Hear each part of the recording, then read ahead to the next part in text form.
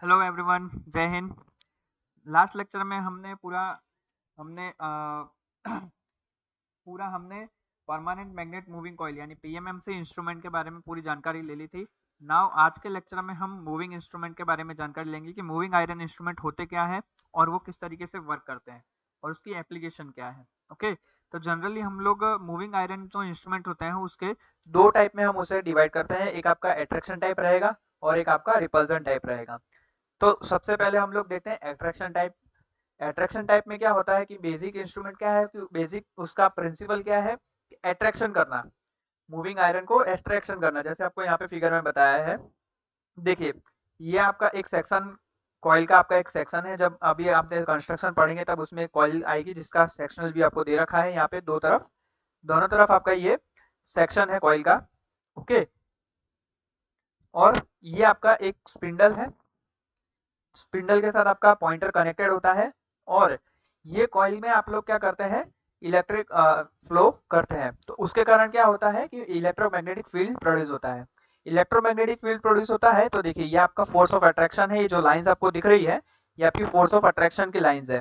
Okay, तो ये force of attraction की लाइन के कारण क्या होता है, स्पिंडल आपका रोटेट करता है। तो इस तरीके से हम लोग अट्रैक्शन करके यानी कॉइल के अंदर हम लोग करंट फ्लो करके मैग्नेटिक फील्ड प्रोड्यूस करके हम लोग फोर्स ऑफ अट्रैक्शन से क्या करते हैं, स्पिंडल या स्पिंडल के साथ कनेक्टेड आपकी जो भी पॉइंटर है उसे हम लोग अट्रैक्ट करते हैं और उसके कारण हमारा पॉइंटर पॉइंट किस कोई भी वैल्यू शो करता है। ओके, तो इस तरीके से हम लोग moving attraction type moving iron instrument का यूज करते हैं और यही आपका एक तरीके का प्रिंसिपल है। ओके, सिंपल है। जब भी डीसी में जैसे आपका डीसी मोटर का जैसे आपका प्रिंसिपल होता है वैसे ही आपका सेम प्रिंसिपल है अट्रैक्शन टाइप मूविंग आयरन का। ओके, अब इसके कंस्ट्रक्शन के बारे में हम लोग देख लेते हैं। इसका कंस्ट्रक्शन क्या है, कैसा था इसका कंस्ट्रक्शन। देखिए, तो ये जो आपको फिगर सारी दिख रही है, ये दोनों जो आपको फिगर दिख रही है, ये दोनों फिगर उसका एक सेक्शनल व्यू दे रखा है आपको। तो इसमें क्या होता है कि जो मूविंग आयरन टाइप इंस्ट्रूमेंट होते हैं वो आपका एक हॉलो सिलिंड्रिकल कॉइल कंसिस्ट करता है। ओके, जैसे हमने यहाँ पे आपको बताया है कि आपका ये कॉइल है तो वो एक तरीके का क्या है, ये कॉइल आपकी हॉलो सिलिंड्रिकल कॉइल है। और एक आपका ओवल शेप का आपका सॉफ्ट आयरन पीस होता है जो आपका स्पिंडल पे आपका कनेक्टेड होता है। देखिए यहाँ पे आपका एक स्पिंडल है तो उसके साइड एक कनेक्टेड आपका एक पॉइंटर है। ओके, ठीक है। और यहाँ पे आप क्या करते हैं, ओवल टाइप का एक सॉफ्ट आयरन पीस आप लोग यहाँ पे माउंट करते हैं। ओके, तो ये जो आपका कंस्ट्रक्शन है, इस कंस्ट्रक्शन में आपका कंट्रोलिंग जो टॉर्क प्रोवाइड हो रहा है वो स्प्रिंग के थ्रू हो रहा है, यानी स्प्रिंग कंट्रोल मेथड थ्रू हो रहा है। स्प्रिंग कंट्रोल मेथड क्या है, हम लोग जब हमने ये चैप्टर स्टार्ट किया था तब हम लोग स्प्रिंग कंट्रोल मेथड पढ़ चुके थे। अगर किसी ने स्प्रिंग कंट्रोल मेथड नहीं पढ़ी तो प्लीज जाके पुराना वीडियो देखिए, आपको स्प्रिंग कंट्रोल मेथड के बारे में पूरी जानकारी दी हुई है। ओके, और डैम्पिंग टॉर्क क्या होता है वो भी हमने पूरा जान लिया है कि डैम्पिंग टॉर्क क्या होता है। ओके, तो यहाँ पे डैम्पिंग टॉर्क, ये मूविंग आयरन इंस्ट्रूमेंट में डैम्पिंग टॉर्क आपका एयर फ्रिक्शन से आप लोग प्रोवाइड करते हैं। ओके, यहाँ पे आप लोग देखिए इसका वर्किंग देख लेते हैं। वर्किंग क्या है कि जब भी आपका ये इंस्ट्रूमेंट होता है सर्किट के साथ कनेक्टेड होता है तो जो आपका ऑपरेटिंग करंट होता है, ओके, यानी उसको हम लोग क्या करते हैं, स्टेशनरी जो हमारी वाइंडिंग स्टेशनरी कॉइल होती है, यानी जो कॉइल हमने प्रोवाइड करी है यहाँ पे वो कॉइल से हम लोग उसे पास करते हैं, फ्लो करते हैं। तो उसके कारण क्या होता है, आपका मैग्नेटिक फील्ड सेटअप होता है और ये जो सॉफ्ट आयरन पीस आपने लगाया होता है वो उसके कारण क्या होता है, अट्रैक्ट होता है टूवर्ड्स द सेंटर। ओके, तो इसके कारण क्या होता है कि जो आपका पॉइंटर है वो आपका डिफ्लेक्ट होता है और कैलिब्रेटेड स्केल पे आपको मेजरमेंट करके देता है। इस तरीके से आप लोग क्या करते हैं, मूविंग आयरन टाइप इंस्ट्रूमेंट का यूज करते हैं यहाँ पे। ओके, अगर आपका करंट मान लेते हैं कि रिवर्स डायरेक्शन में है तो जो आपका मैग्नेटिक फील्ड प्रोड्यूस हो रहा है कॉइल का वो भी आपका रिवर्स डायरेक्शन में होगा। तो भले आपका मैग्नेटिक फील्ड आपका रिवर्स डायरेक्शन में हो रहा है लेकिन वो आपका एक मैग्नेटिक फील्ड तो प्रोड्यूस करेगा ही करेगा। तो उसके कारण क्या होगा, आपकी जो आपने स्पिंडल आपने कनेक्टेड की हुई है उसके, यानी आपने जो पॉइंटर कनेक्ट किया हुआ है सॉफ्ट आयरन का वो आपका रिवर्स डायरेक्शन में अट्रैक्ट होगा। ओके, और वो क्या करेगा, आपका रिवर्स डायरेक्शन में डिफ्लेक्ट करने की कोशिश करेगा। तब यहाँ पे हम लोग क्या करते हैं, आपका डैम्पिंग टॉर्क, यहाँ पे क्या करते हैं हम लोग, रिवर्स ना जाए इसलिए हम लोग डैम्पिंग टॉर्क का यूज करते हैं। तो डैम्पिंग टॉर्क जो है वो आपका अनचेंज रहेगा। और ये जो इंस्ट्रूमेंट होते हैं हमारे मूविंग आयरन टाइप के, वो डीसी और एसी सिस्टम दोनों के मेजरमेंट के लिए हम लोग यूज कर सकते हैं। लेकिन जो पीएमएमसी इंस्ट्रूमेंट होते हैं, permanent magnet moving coil instrument होते हैं, वो ऑलवेज डीसी मेजरमेंट के लिए यूज होते हैं। ये आपको ध्यान रखने की चीज है। ओके, तो यहाँ पे मूविंग आयरन इंस्ट्रूमेंट में आपका कितना डिफ्लेक्टिंग टॉर्क आपका प्रोड्यूस हो रहा है वो देख लेते हैं। तो उसका इक्वेशन रहता है, तो इसमें क्या होता है कि डिफ्लेक्टिंग टॉर्क जो होता है वो दो चीज पे डिपेंड करता है। एक आपका फील्ड की स्ट्रेंथ, यानी आपके कॉइल में जो आपका फील्ड प्रोड्यूस हो रहा है due to the current flow, वो कितना स्ट्रॉन्ग है। और पोल की स्ट्रेंथ, यानी जो आपके मूविंग आयरन है, सॉफ्ट आयरन पीस आपने जो यूज किया है, उसमें जो पोल प्रोड्यूस हो रहे हैं यानी एन और एस, उसकी स्ट्रेंथ पे डिपेंड करता है। ओके, लेकिन यहाँ पे पोल ऑफ स्ट्रेंथ किसके ऊपर, पोल ऑफ स्ट्रेंथ किसके ऊपर डिपेंडेंट है, आपकी जो फील्ड प्रोड्यूस हो रही है कॉइल के थ्रू, उसके ऊपर डिपेंडेंट है। यानी हम कह सकते हैं कि पोल स्ट्रेंथ जो है वो डायरेक्टली प्रोपोर्शनल है फील्ड स्ट्रेंथ के। ओके, तो अब यहाँ पे आपका फोर्स आयरन पीस पे कितना एक्ट कर रहा है, किस तरीके से फोर्स लग रहा है। तो यहाँ पे आपका आयरन पीस पे फोर्स आपका डायरेक्टली लग रहा है due to the pole strength और फील्ड स्ट्रेंथ के कारण। ओके, नाउ फोर्स फोर्स आपका लग तो रहा है। ओके, तो यहाँ पे जो आपका एम है, यानी कि आपका जो पोल की स्ट्रेंथ है, वो भी आपका डायरेक्टली प्रोपोर्शनल है आपका जो फील्ड प्रोड्यूस हो रहा है उसके ऊपर। तो हम लोग ये इक्वेशन में, जो हमारा ये वाला इक्वेशन है, उसके अंदर हम लोग एम की जगह क्या रख सकते हैं, एच रख सकते हैं। तो फोर्स जो है वो हमारा डायरेक्ट, वो फोर्स जो है डायरेक्टली प्रोपोर्शनल हो जाता है किसके स्क्वायर के, फील्ड स्ट्रेंथ के स्क्वायर के डायरेक्टली प्रोपोर्शनल हो जाता है। देखिए, लेकिन यहाँ पे जो फील्ड प्रोड्यूस हो रहा है कॉइल में, वो किसके कारण हो रहा है, आपका जो आपने करंट फ्लो किया उसके कारण। तो जो आपका एच है वो डायरेक्टली प्रोपोर्शनल हो जाता है आपके आई के। तो ये वाला रिलेशन हम लोग यूज करके H is directly proportional to I, हम लोग लिख सकते हैं कि F is directly proportional to I square. Okay, अब डिफ्लेक्टिंग टॉर्क आपका पता ही है आपको, डिफ्लेक्टिंग टॉर्क जो होता है वो आपका डायरेक्टली प्रोपोर्शनल होता है फोर्स के। तो यहाँ पे जो आपका डिफ्लेक्टिंग टॉर्क है वो आपका डायरेक्टली प्रोपोर्शनल हो जाएगा करंट स्क्वायर के। देखिए, डायरेक्टली प्रोपोर्शनल हो गया आपके करंट स्क्वायर के। ओके, और जो कंट्रोलिंग टॉर्क है, जो स्प्रिंग के थ्रू हमें प्रोवाइड किया जा रहा है, स्प्रिंग कंट्रोल थ्रू, तो यहाँ पे जो कंट्रोलिंग टॉर्क है वो डायरेक्टली प्रोपोर्शनल होगा थीटा के, जहाँ पे थीटा क्या है आपका, जो भी आपका स्प्रिंग है उसका डिफ्लेक्शन का एंगल है।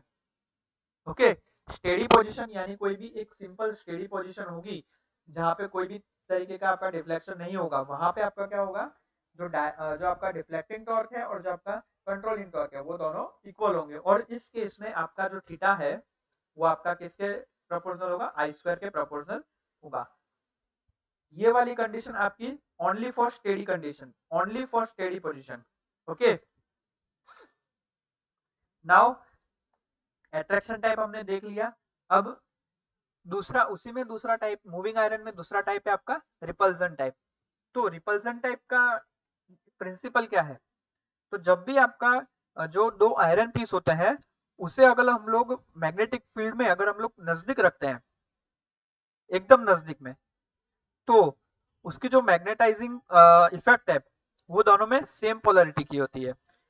ओके, यानी अगर हम लोग दो आयरन पीस को हम लोग अगर एक ही मैग्नेटिक फील्ड में रखते हैं नजदीक नजदीक, तो जो उसके अंदर मैग्नेटाइजिंग पोल्स जो हम प्रोड्यूस होगा, तो वो क्या होगा, सेम पोलरिटी का होगा।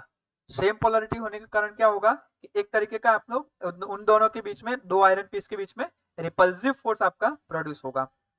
ओके, अगर हम लोग दोनों में से दो जो मूविंग आयरन यूज किए, हम दो आयरन पीस हमने जो यूज किए, उसमें से एक को हम लोग मूवेबल रखते हैं, तो उसमें क्या होता है, जो रिपल्सिव फोर्स होता है वो मूविंग पार्ट पे आपका असर करेगा।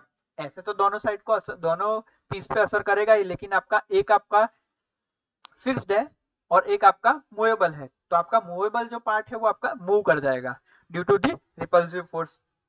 ओके, तो ये जो ये जो आपकी मूवमेंट आप लोग यूज करते हैं मेजरमेंट के लिए, या फिर आप करंट और मेजर वोल्टेज को मेजर करते हैं, तो ये आपका एक तरीके का मैग्नेटिक फील्ड प्रोड्यूस करता है। ओके, तो ये था repulsion type moving iron instrument का प्रिंसिपल। दो आयरन पीस होते हैं, उसमें से एक को हम क्या करते हैं, फिक्स रखते हैं, एक को हम मूवेबल रखते हैं, और दोनों को ही एक दूसरे के नजदीक लाते हैं और एक ही मैग्नेटिक फील्ड के अंदर उसे रखते हैं। तो उसके कारण क्या होता है, दोनों मूविंग दोनों जो आपके आयरन पीस है उसके अंदर आपका सेम पोलरिटी प्रोड्यूस होती है। सेम पोलरिटी प्रोड्यूस होती है, इसका मतलब क्या, दोनों के बीच में रिपल्सिव फोर्स लगता है। तो ये जो रिपल्सिव फोर्स है वो आपका मूविंग पीस पे ज्यादा मूविंग पीस, रिपल्सिव फोर्स के कारण क्या है, मूविंग पीस आपका मूव करेगा। ओके, तो इसी मूवमेंट को हम लोग मेजर करते हैं। ओके, तो ये था repulsion type moving iron instrument का प्रिंसिपल। अब उसका कंस्ट्रक्शन भी हम लोग देख लेते हैं। कंस्ट्रक्शन क्या है, ये देखिए आपको फिगर में आपको जो दिखा रहा है वो आपका एक तरीके का आपको सेक्शनल व्यू दिया गया है। तो इसमें क्या होता है, देखिए एक आपका फिक्स्ड, ये देखिए इसमें देखिए फिगर देखिए आप लोग, ये जो आपका अंदर का पार्ट है, ये वाला छोटा सा हिस्सा, ये वाला जो पार्ट है वो आपका फिक्स्ड सिलिंड्रिकल हॉलो कॉइल है, जो आपका ऑपरेटिंग करंट आपको, यानी जो आपका ये वाला जो अंदर वाला पार्ट है फिक्स्ड आयरन वाला, वो क्या करता है आपका एक ऑपरेटिंग कॉइल, यहाँ पे ऑपरेटिंग कॉइल को एग्जिस्ट करता है जिसमें आपका ऑपरेटिंग करंट फ्लो होता है। ओके, और यहाँ पे इनसाइड देखिए, ये ऊपर से व्यू देखिए आप उसका, तो आपको ज्यादा क्लियर समझ आएगी। ये अंदर का पार्ट है वो आपका फिक्स्ड आयरन का बना हुआ है, और जो बी पार्ट है आपका वो मूवेबल आयरन का बना हुआ है। ओके, तो कॉइल के अंदर क्या होता है, दो सॉफ्ट आयरन पीस होते हैं, एक दूसरे के पैरेलल होते हैं और कॉइल के एक्सिस पे होते हैं। ओके, तो एक आपका पीस जो है, जैसे आपका यहाँ पे ए पीस है आपका, तो वो ए पीस आपका फिक्स्ड है और बी पीस आपका मूवेबल है यहाँ पे। ओके, तो यहाँ पे जो मूवेबल पार्ट होता है उसके साथ आप लोग क्या करते हैं, एक तरीके से स्पिंडल कनेक्ट करके आप लोग पॉइंटर कनेक्ट करते हैं। ओके, और ये पॉइंटर जो है वो स्केल पे आपको डिफ्लेक्शन बताता है। यहाँ पे जो आपका कंट्रोलिंग टॉर्क है, यहाँ पे भी आपका controlling torque spring control method through ही प्रोवाइड किया जाता है, और जो डैम्पिंग टॉर्क है वो भी आपका एयर फ्रिक्शन थ्रू आपको प्रोवाइड किया जाता है। देखिए, अगर आप सिर्फ अंदर के पार्ट की बात करें तो ये देखिए, सिर्फ आप कॉइल की बात करें तो आपका ये मूवेबल आयरन है अंदर की साइड, और ये आपका फिक्स्ड आयरन है। ओके, और उसके आसपास कॉइल है आपके, एक कॉइल के अंदर का पार्ट है आपका। तो फिक्स्ड जो आयरन है और जो मूवेबल आयरन है उसके साथ आपका स्पिंडल कनेक्टेड है, और स्पिंडल के साथ आपका पॉइंटर कनेक्टेड होता है। ओके, अब उसका वर्किंग देख लेते हैं। वर्किंग क्या है कि जब भी आपका इंस्ट्रूमेंट आपका सर्किट के साथ कनेक्टेड होता है तो क्या होता है, आपका करंट फ्लो होता है ये कॉइल के थ्रू। ये कॉइल के थ्रू आपका करंट फ्लो होगा तो मैग्नेटिक फील्ड सेटअप होगा। ओके, मैग्नेटिक फील्ड सेटअप होगा तो ये दोनों पीस के थ्रू आपका कट होगा, और इसके अंदर भी आपका पोल्स जनरेट होंगे।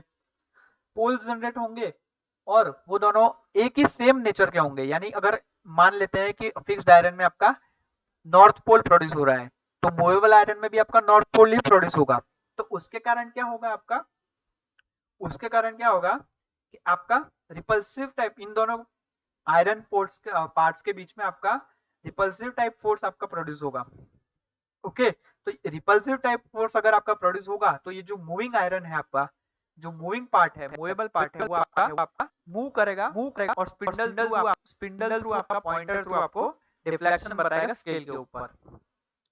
ओके, ये तो हो गई सेम, अगर एक सेम डायरेक्शन, एक करंट एक ही डायरेक्शन में आपका फ्लो कर रहा है। अगर मान लेते हैं वही करंट आपका रिवर्स फ्लो होने लगा, तो रिवर्स फ्लो होने लगा तो मैग्नेटिक फील्ड जो है वो भी आपका रिवर्स हो गया। ओके, तो ये जो आपका मैग्नेटाइजिंग जो आपके सॉफ्ट आयरन पीस है वो भी आपके रिवर्स हो गए, रिवर्स भी होने चाहिए। लेकिन लेकिन यहाँ पे हम लोग क्या करते हैं, डिफ्लेक्टिंग टॉर्क जो है वो प्रोड्यूस करते हैं ड्यू टू आपके एयर थ्रू। ओके, यानी एयर फ्रिक्शन थ्रू। तो वो क्या है, एक तरीके से अपोज करता है। ओके, तो आपका जो रिवर्स है, जो भी आपका रिवर्स करंट है उसको आपको डैम्पिंग टॉर्क थ्रू हम लोग उसे ओवरकम कर देते हैं, और जो मूविंग आपका जो पॉइंटर है वो आपका नेगेटिव वैल्यू नहीं शो करता है। ओके, यहाँ पे भी हम लोग जैसे हमने डिफ्लेक्टिंग टॉर्क वहां इससे पहले वाले टॉपिक में पढ़ा, वैसे ही यहाँ पे डिफ्लेक्टिंग टॉर्क भी पढ़ते हैं। तो यहाँ पे जो डिफ्लेक्टिंग टॉर्क है आपका, वो आपका क्यों प्रोड्यूस हो रहा है? Due to the repulsive force between two similar magnetised iron rod. यानी यहाँ पे भी जो आपका डिफ्लेक्टिंग टॉर्क है वो आपका कितने पार्ट पे, कितने चीज पे डिपेंड है? आपका 3 चीज पे डिपेंड है। एक तो आपका फील्ड स्ट्रेंथ जो आपकी प्रोड्यूस हो रही है वो, दूसरा फिक्स्ड रॉड में जो आपके पोल प्रोड्यूस हो रहे हैं वो, यानी जो पोल की स्ट्रेंथ है उस पे, और जो मूविंग रॉड है उस पे आपके जो पोल की स्ट्रेंथ है उस पे भी आपका डिफ्लेक्टिंग टॉर्क आपका डिपेंडेंट है। ओके, तो यहाँ पे रिपल्सिव फोर्स जो है वो मूविंग रॉड पे आपका अगर आपका एक्ट कर रहा है, तो आप लोग फोर्स कैसे आप लोग लिख सकते हैं? Force is directly proportional to, देखिए force is directly proportional to m1 m2, या फिर आप कह सकते हैं force is directly proportional to h square, field strength produce जो आपकी हो रही है कॉइल के अंदर। सिंपल है, यहाँ पे भी जो आपका फील्ड स्ट्रेंथ है वो आपकी किस पे डिपेंडेंट है? करंट पे। तो आप लोग क्या लिख सकते हैं? Force is directly proportional to current square. Okay, और डिफ्लेक्टिंग टॉर्क है वो क्या है आपका? फोर्स पे डिपेंडेंट है, तो आप TD is directly proportional to force लिख सकते हैं। और आप क्या कह सकते हैं कि टीडी जो है आपका वो आपका आई स्क्वायर पे डायरेक्टली प्रोपोर्शनल है। ओके, यहाँ पे जो आपका कंट्रोलिंग टॉर्क है वो आपका थीटा पे डिपेंडेंट है, या फिर आप कह सकते हैं कि के थीटा भी कह सकते हैं कि टीसी इज इक्वल टू के थीटा। ओके, जहां पे आपका के है वो कांस्टेंट है, और under the steady condition, only under the steady condition आपका जो टीसी होता है वो इक्वल होता है आपके टीडी पे। तो इसके कारण आप कह सकते हैं कि जो आपका थीटा है वो डायरेक्टली प्रोपोर्शनल होता है करंट स्क्वायर के। ओके, तो आपके जो रिपल्सिव टाइप के जो मूविंग आयरन इंस्ट्रूमेंट होते हैं उसकी जो स्केल होती है वो आपकी नॉन यूनिफॉर्म होती है। क्यों? क्योंकि जो आपका थीटा है वो आपका डायरेक्टली प्रोपोर्शनल होता है आई स्क्वायर के, इसीलिए। ओके, तो इसमें कुछ एरर्स होती है कि जैसे आपकी दो टाइप की एरर होती है, इस टाइप के इंस्ट्रूमेंट में आपकी दो टाइप की एरर होती है। जहां आपकी एसी और डीसी दोनों में आपका एरर हो सकती है, या फिर एसी में भी अलोन में भी आपकी एरर प्रोड्यूस हो सकती है। ओके, सो हम लोग देखते हैं एरर्स जो आपकी होती है एसी और डीसी में वो किस तरीके से होती है। तो देखिए, आपका अगर टेम्परेचर चेंज हो रहा है, टेम्परेचर चेंज हो रहा है तो आपका रेजिस्टेंस भी आपका चेंज हो रहा है सर्किट का। तो टेम्परेचर के इंक्रीज के साथ आपकी जो स्प्रिंग की स्टिफनेस है और जो परमिएबिलिटी है कोर की वो आपकी डिक्रीज हो जाती है, और इसके कारण क्या होता है? आपका कंट्रोलिंग टॉर्क आपका अलग प्रोड्यूस हो रहा है। ओके, जो आपका मैग्नेटाइजेशन इफेक्ट होनी चाहिए वो नहीं हो रही है प्रॉपर, तो उसके कारण क्या है? आपका एसी और डीसी दोनों तरीके के इंस्ट्रूमेंट में आपका एरर प्रोड्यूस हो सकती है। सेकंडली क्या है कि आपका जो हिस्टेरिसिस है, due to hysteresis moving part जो है आयरन का, वो आपकी जो रीडिंग होती है वो आपकी डिसेंडिंग वैल्यू बताती है, और जो लोअर वैल्यू होती है उसमें आपका रीडिंग असेंडिंग वैल्यू में आपका प्रोड्यूस होता है। तो ये भी एक टाइप की एरर है। तीसरी तरीके की एरर क्या है आपकी कि एरर जो है वो स्ट्रे फील्ड के कारण भी प्रोड्यूस होती है। ओके, तो इसके कारण क्या होता है कि जो मतलब ये टाइप की जो एरर होती है उसको हम ओवरकम भी कर सकते हैं with the help of steel case. Okay, अब एसी में भी आपकी यानी सिंपल है आपका, अगर एसी सिस्टम आप लोग यूज कर रहे हैं तो उसमें भी कुछ एरर हो सकती है। तो उसकी एरर क्यों होती है? तो उसकी एरर फ्रीक्वेंसी चेंज होने के कारण होती है। फ्रीक्वेंसी चेंज कारण होने के दो रीजन है, आपका इम्पीडेंस आपका चेंज हो रहा है या तो, या फिर आपका मैग्नीट्यूड जो है आपका उसके कारण आपका एडी करंट आपका चेंज हो रहा है। ओके, तो जो आपका इम्पीडेंस है, इम्पीडेंस अगर आपका इंक्रीज होता है तो फ्रीक्वेंसी भी आपकी इंक्रीज होती है। ओके, तो इस टाइप पे आपका एरर भी होती है। तो जैसे यहाँ पे आपको अगर आप लोग कह सकते हैं कि करंट जो है आपका वोल्टमीटर में V है, तो V हम लोग किस तरीके से, I को हम लोग किस तरीके से डिनोट कर सकते हैं? तो I का इक्वेशन है आपका ये। ओके, जहाँ पे R है आपका instrument registration, sorry instrument resistance, और स्मॉल r है वो आपका क्या है? स्वयं रेजिस्टेंस। स्वयं रेजिस्टेंस क्या है? आपका जो एक्स्ट्रा रेजिस्टेंस होता है उसे हम लोग स्वयं रेजिस्टेंस कहते हैं। ओके, L तो आपका इंडक्टेंस है ही है, तो और ओमेगा क्या है आपका 2 पाई f है। ओमेगा की जगह अगर आप लोग 2πf रख देते हैं तो आपका फ्रीक्वेंसी आपका आ जाता है। ओके, तो इस तरीके से फ्रीक्वेंसी में चेंज होने के कारण एसी मशीन, एसी इंस्ट्रूमेंट में आपका एरर प्रोड्यूस होती है। ओके, तो कुछ डिसएडवांटेजेस और एडवांटेजेस है इसके मूविंग आयरन इंस्ट्रूमेंट के। जैसे आपका एडवांटेज है, कुछ आपका सिंपल होता है कंस्ट्रक्शन में, स्टेशनरी पार्ट्स होते हैं इंस्ट्रूमेंट के वो भी सिंपल होते हैं, और हायर ऑपरेटिंग टॉर्क होता है। ओके, और सम मोमेंट के लिए इंस्ट्रूमेंट आपके ओवरलोड को भी विथस्टैंड कर सकते हैं कुछ ही मोमेंट्स के लिए। ओके, आप लोग इसको एसी सप्लाई और डीसी सप्लाई दोनों के लिए यूज कर सकते हैं। तो ये थे कुछ एडवांटेजेस मूविंग आयरन इंस्ट्रूमेंट के। अब कुछ डिसएडवांटेज देख लेते हैं कि जैसे आपका स्केल होता है वो नॉन यूनिफॉर्म होने के कारण क्या होता है, आपका एरर भी प्रोड्यूस हो सकती है आपके मेजरमेंट में। ओके, पावर कंजम्पशन जो होता है वो हाई होता है लो वोल्टेज रेंज के लिए, और जो एरर आपकी प्रोड्यूस हो रही है हिस्टेरिसिस के कारण, वो आपकी ऑपरेटिंग सिस्टम और magnetic field, stray magnetic field के कारण आपकी एरर प्रोड्यूस हो रही है।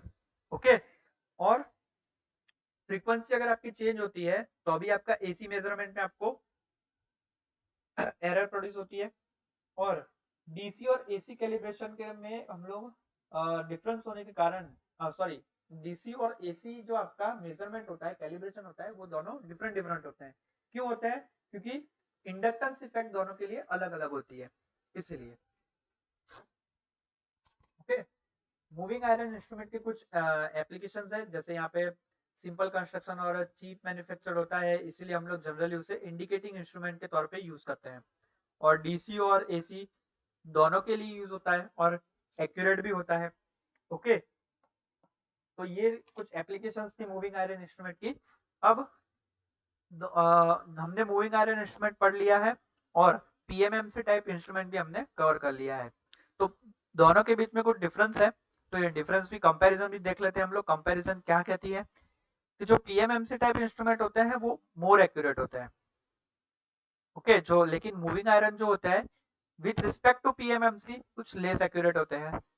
लेकिन पीएमएमसी टाइप इंस्ट्रूमेंट होते हैं वो कॉस्टली होते हैं, लेकिन एमआई इंस्ट्रूमेंट आपके चीपर होते हैं।